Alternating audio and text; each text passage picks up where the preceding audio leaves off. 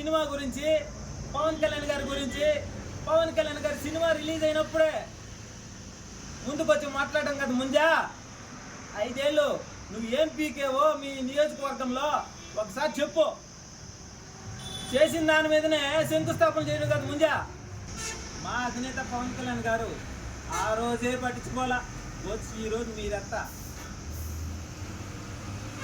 ఈ పేరు నాని సినిమాటోగ్రఫీ మంత్రిగా ఉన్నప్పుడు ఈ పనికిమాన ఎదవలో ఒక గ్రూప్ 2, గ్రూప్ 3, గ్రూప్ 1 ఆఫీసర్లకు ఉన్నటువంటి మండల రెవెన్యూ అధికారులని భీమలా నాయక్ సినిమా థియేటర్ అప్పుడు 10 రూపాయలు 20 రూపాయలు టికెట్లు పెట్టించి అక్కడ రెవెన్యూ అధికారులు, రెవెన్యూ శాఖలో పనిచేయాల్సిన వాళ్ళు, ప్రజలకు ఉపయోగపడే వాళ్ళని తీసుకుపోయి సినిమా టికెట్ల కాడ, సినిమా హాల్ కాడ పెట్టినటువంటి లుచ్చాలు.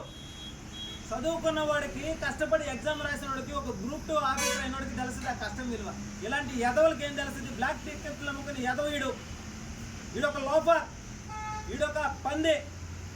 ఈ పంది కుక్కకి ఆ తొర్రిని పూడ్చుకోరంటే అది పూడ్చుకోడు. కానీ వీడు మా అధినేత పవన్ కళ్యాణ్ గారి గురించి మాట్లాడతాం. ఈ రాష్ట్రంలో మాజీ వైసీపీ నాయకులందరికీ నేను ఒకటే తెలియజేస్తా ఉన్నా. గత 5 ఏళ్ళు పవన్ కళ్యాణ్ గారి గురించి, ఆయన పెళ్లిళ్ళ గురించి మాట్లాడడం, ఆయన రథాన్ని తిరగనివ్వమని చెప్పి మాట్లాడడం, గేటు దాకనివ్వమని చెప్పి మాట్లాడడం, అలాంటి లుచ్చా మాటలు మాట్లాడినటువంటి లుచ్చాదులందరూ కూడా ఈరోజు గాలిలో కలిసిపోయారు. డిపాజిట్లు కూడా లేకుండా ఓడిపోయారు, పాతాళ లోకానికి తొక్కబడ్డారు. అయినా అక్కడక్కడ చిన్న అన్ని పాములు లేస్తే నేనెందుకు లేకూడదని చెప్పి ఏలుగు పాము కూడా లేసింది. ఈ ఏలుగు పాము పరిస్థితి పాపం లైన్లోకి వచ్చేసినాడు, ఈయన కూడా త్వరలో వెళ్ళిపోతాడు.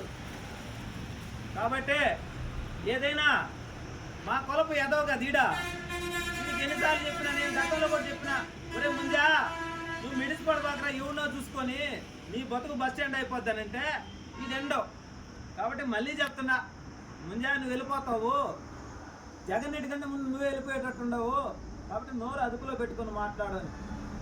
పవన్ కళ్యాణ్ గారి గురించి కానీ, జనసేన పార్టీ గురించి కానీ